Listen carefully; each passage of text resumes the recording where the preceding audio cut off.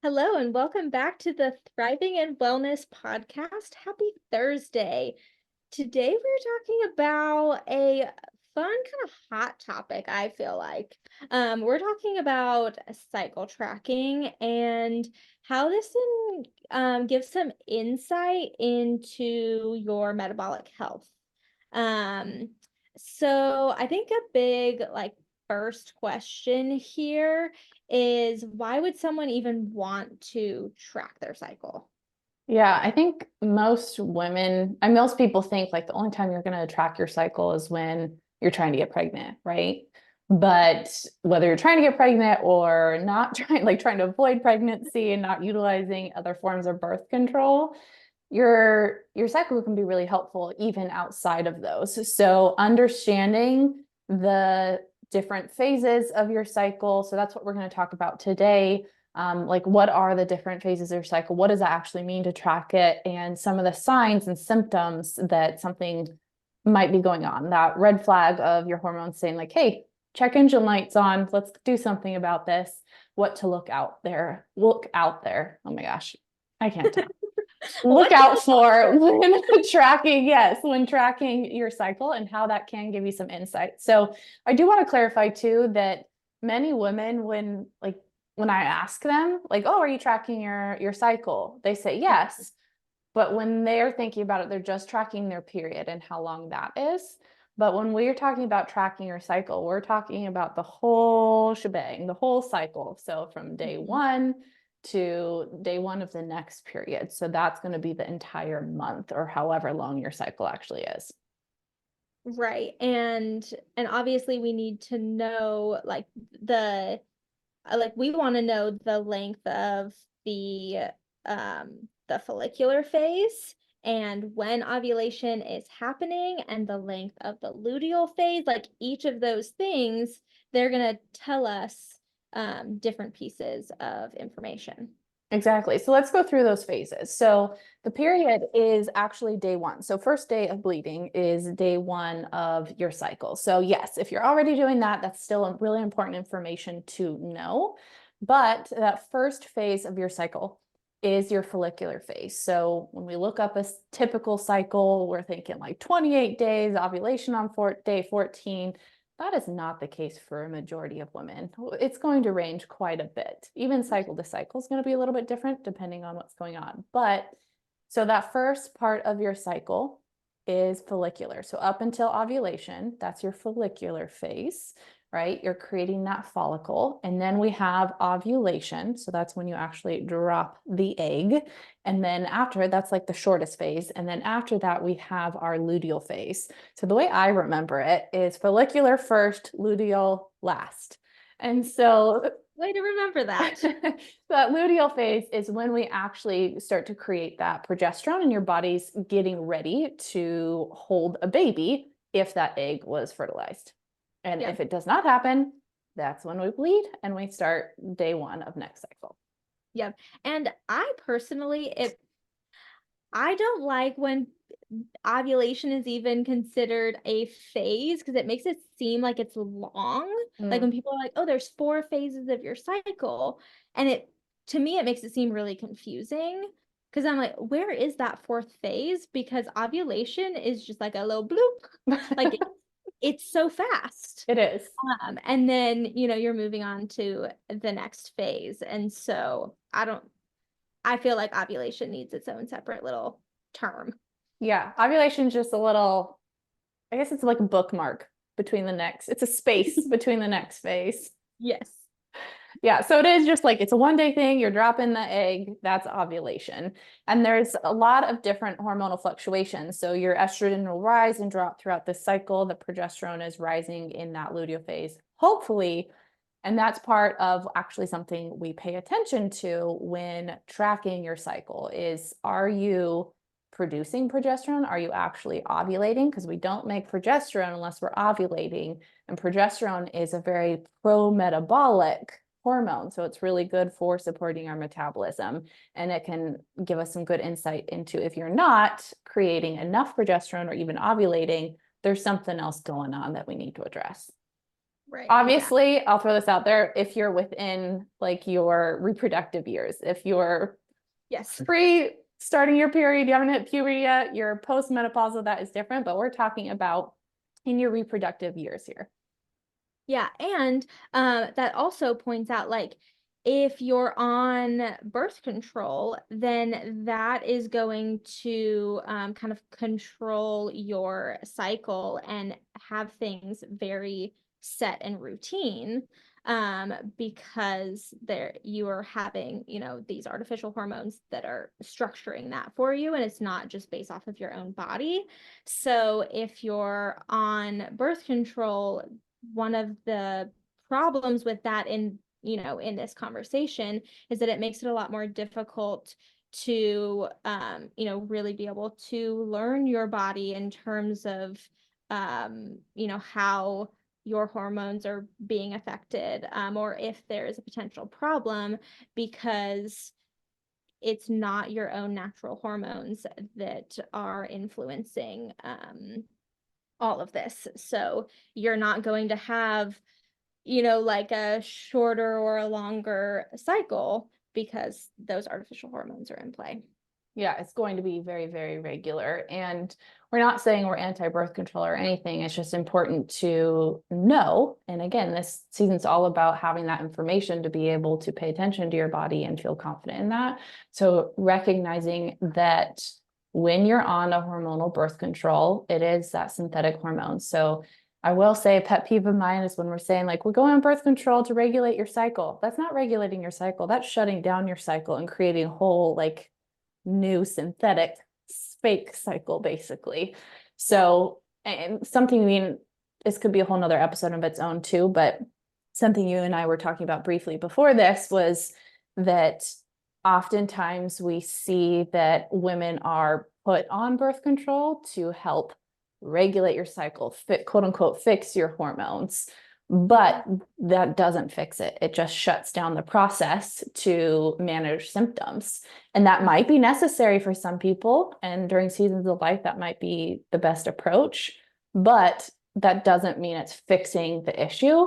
And so then years down the road, if you go to come off birth control for whatever reason, and then you see all these symptoms pop up again, and probably maybe a little bit worse because they were left unmanaged for so long, we can't just blame birth control because it was there initially. It just was never addressed in the first place. So it's just coming back. Right. I think of that with myself. Like one of the big reasons that I was on birth control and stayed on it for so long is because I had really bad PMS. Mm-hmm. Like I basically couldn't function for an entire day every month. And like, I know that that's very normal for, it's common Common. people, not normal.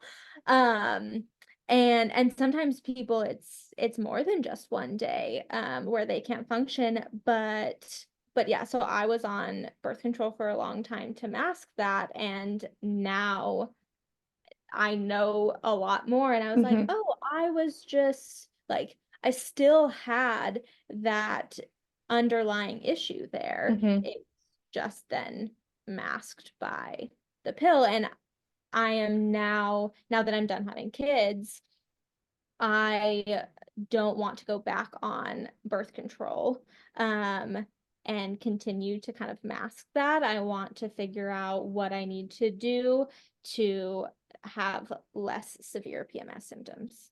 Yeah, get to the real. I will say that's probably one of my favorite things to see improve in my clients because, like, what you kind of let slip earlier is that so many women think that's just normal. Like, that's how it's portrayed online, commercials, TV. It's that we have to be miserable every time our period comes around. And sure, like, what's normal is having some fluctuations in your mood, energy, like, we're not robots. We're not going to be the same every day. We do have hormonal fluctuations, but what is not normal is that you have to put your life completely on hold for a day or two, or for some women, like a full week, both like at ovulation and at their period. Like that's a lot of your life to have to be put on hold. So I think what we want to focus on for the remainder of this episode is talking through like what are some of the things to pay attention to with your cycle once you start tracking it and what this could potentially mean. And then at the end, I want to talk about some resources because I don't think either of us claim to be experts in this particular topic as far as like exact ins and outs of tracking your cycle, because there is a science behind it for actually knowing like the rise in temperature and all that. So we'll share some resources at the end here, but let's talk about like what are a couple of the things that we can look out for that can be a sign that something needs to be addressed. Yeah. So, if you have a really long or a really short cycle, so like the length of that, so how many days between day one when you start your period until the next day that you're starting your next period, that matters. So if it's shorter than 24 days, then that's considered a short cycle. Or if it's longer than 35 days, that's considered a long cycle. Mm-hmm. So, and again, when we're saying cycle, we're talking about the whole month, the whole cycle from day one of bleeding until the start of the next.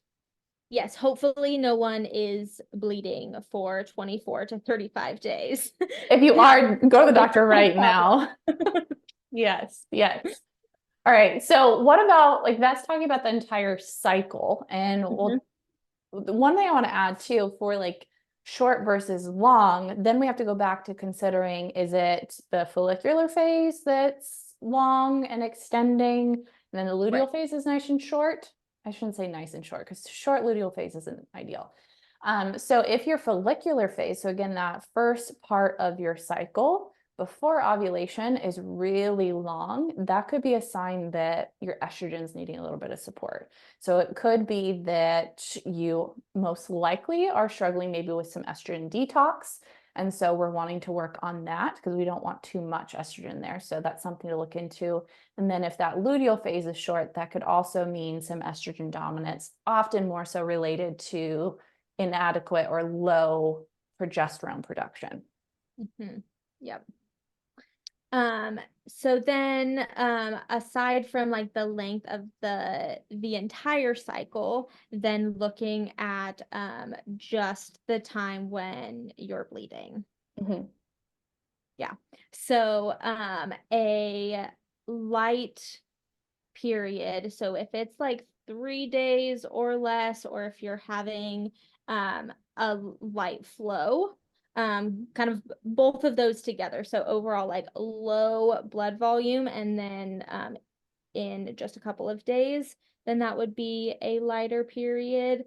And then on the flip side, if it's like longer than 7 days and you have a really heavy flow, then that would be a heavier period. So both of those are outside of the norm and can indicate that there's something wrong. Yeah, and so with the heavy period, similar to kind of like that extended follicular phase, it could be related to some estrogen issues. The most common diagnoses or things that I see going on that contribute to that would be things like PCOS. And I will say with PCOS, an irregular cycle is pretty common too, right? And so when we're saying regular cycle, it's going to be like maybe 1 month it's 24 days and then the next it's like 50. That is a really good sign, especially if you're having that really long cycle, that can indicate anovulation. Anovulation, you're not ovulating. And so we need to address that. Endometriosis definitely can contribute to heavy, painful periods for sure. Hypothyroidism. On flip side, we don't really address this much, I don't think, in our practice, but hyperthyroid, that can impact your cycle as well. But the heavy periods, hypothyroidism for sure. Estrogen dominance, like I mentioned there. IUDs, right? So like the hormonal ones, the Mirena one that often causes a lighter cycle or even non-existent cycle. And then the copper one can definitely increase the bleeding amount, so increase how heavy it is for a lot of people as well. Anything you want to add to that? No, I think that's great. What about what if somebody is just like not ovulating altogether? Yeah, so I think we kind of skipped over this, but how do you even know if you're ovulating? So Temperature tracking can be, we talked about this on the metabolism episode, but tracking your temperature can be a really good way to confirm ovulation. So things like cervical mucus and things like that can help you understand like when are you actually in your fertile window? Are you going to be ovulating? That can be helpful. But tracking your temperature can actually tell you, okay, yes, I ovulated, because once we ovulate, we start to see our temperature rise. So this is where the other resources I like really come into play. So I'm just going to throw out there like, I want to say her name correctly, but Lisa Henderson Jack.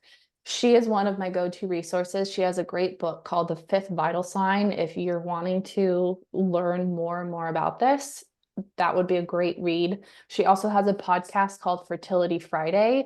And I think she actually has a course on cycle tracking too. So if you're like really wanting to learn the ins and outs, I'd recommend going to her.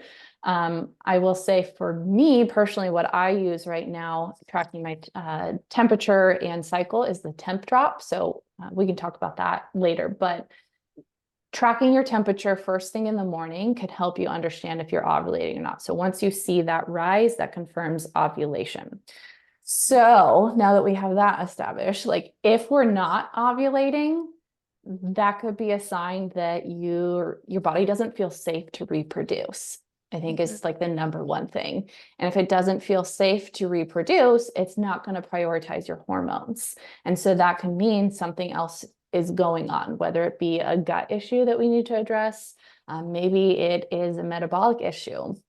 Like maybe there's some significant insulin resistance that we need to address, or mineral insufficiencies, nutrient deficiencies, or stress can be a huge component of this. If your stress is through the roof, that can definitely impact ovulation, because your body's gonna be like, nope, we got other things we gotta worry about here. We're not ready for a baby. We're not gonna produce that. We're not gonna drop that egg. We're not gonna produce enough progesterone to support that either. And so it just kind of puts all that on the back burner. Yep. And a thing that we talk about all the time is eating enough. And so if you are severely under eating, then of course your body is not going to want to have a baby. Yeah. And I literally just posted a post today about doctors recommending 1,200 calorie diets and how much that aggravates me, because that is not enough food for like 99% of adult women. Right? Yeah.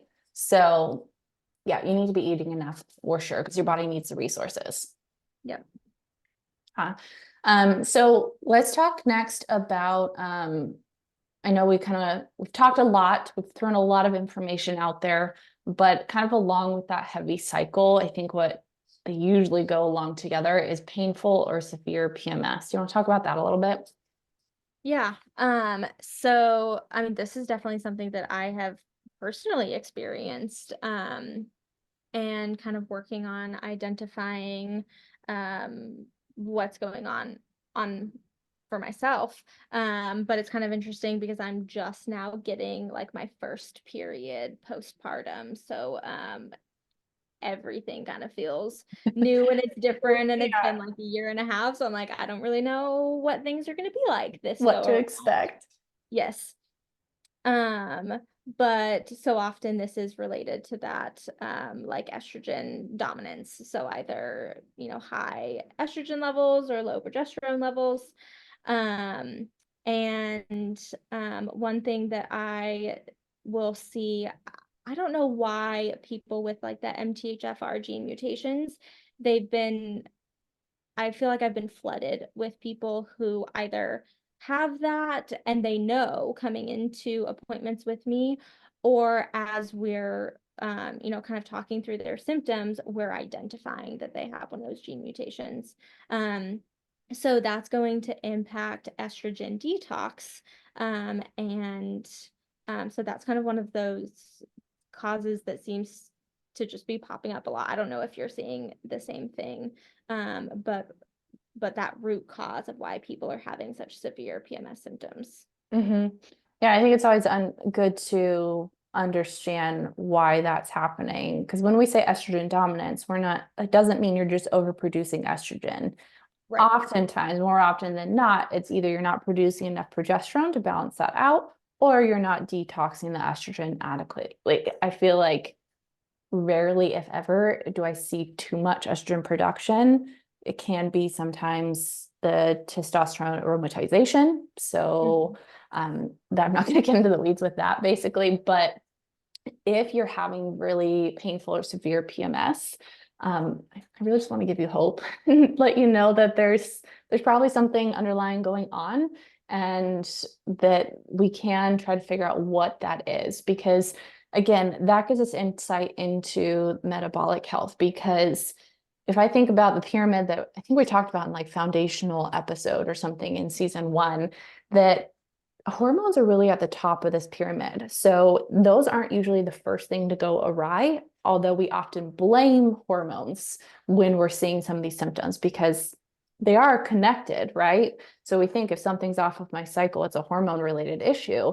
And it is, but it wasn't the hormone that initially got off. It's like something's happening either in the gut, there's more inflammation going on in the body, those nutrient imbalances, or like a metabolic issue that's been probably brewing for a while, that then got to the point where your hormones just were like, nah, this ain't happening. Like, we need to address these other issues first. And so that's why we need to get this insight into how your hormones doing. How does that tell us how your metabolic health is? And then we need to go back and address those underlying issues. Yep, for sure. So we started talking about tracking your temperature. Mm-hmm. And you can do that manually. The normal basal metabolic thermometer. Wait, You're basal like, body temperature thermometer. My goodness. so you want if you're going to do it manually, you want a thermometer that has 2 decimal points, not just 1 decimal point. So like 98.62. Mm-hmm. And you want to be doing that first thing when you wake up in the morning, like just leave it right next to your bed, pop it in your mouth and track your temperature. And you want to do it every single day so that we can, like you said, we can know exactly when ovulation happened, and make sure that things are working appropriately. So what if somebody doesn't want to do it manually? Yeah, one thing I want to say about the manually too is I highly recommend like using the thermometer that actually goes underneath your tongue, because I've had some people use like the forehead scanners, and those, that's not as accurate as we need here. So I was one of those people that totally sucked at taking my temperature. Like, I tried so many times. I had my bedstand. I had all the graphs printed out to track it. It talking about consistency, right? It happened like once or twice, and then anyways, it didn't work for me. So the temp drop, which is an armband that you wear, you just put it on at night, and it has a little thing on it that just monitors your temperature throughout the night. And so when you get up in the morning, you just sync it to your phone. So it basically takes all the work out of it for you. It's not only taking your temperature, but it's graphing all of it. So it has all the calculations and everything in there. So you just enter in like your symptoms, and then it can monitor it for you. So I have found it extremely helpful.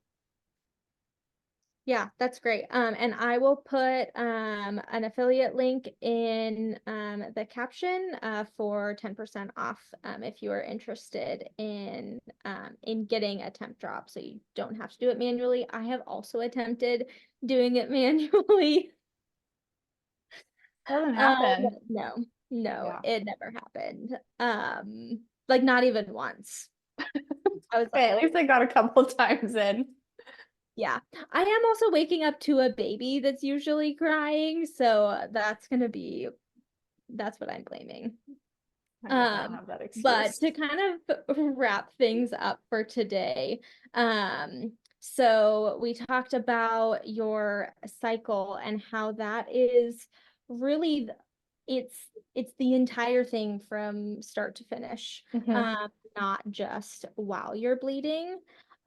We talked about kind of some of the different ways to assess, whether the full cycle is long or short, and then the bleeding time as well, long or short. Those can both be signs that something is off. So tracking your cycle is so much more than just like I'm trying to get pregnant or I'm trying to avoid getting pregnant.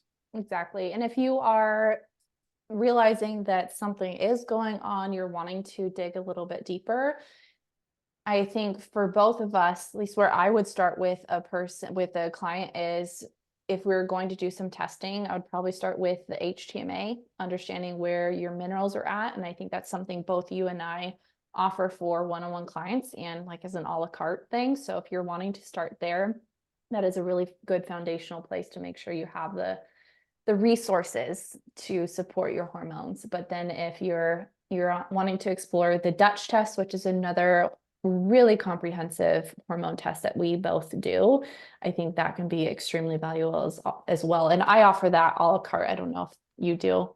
Mhm. Yeah. So if you're wanting to explore that with either of us, you can always reach out to us on our websites and we will put that in the show notes. All right, and have a wonderful Thursday. Bye.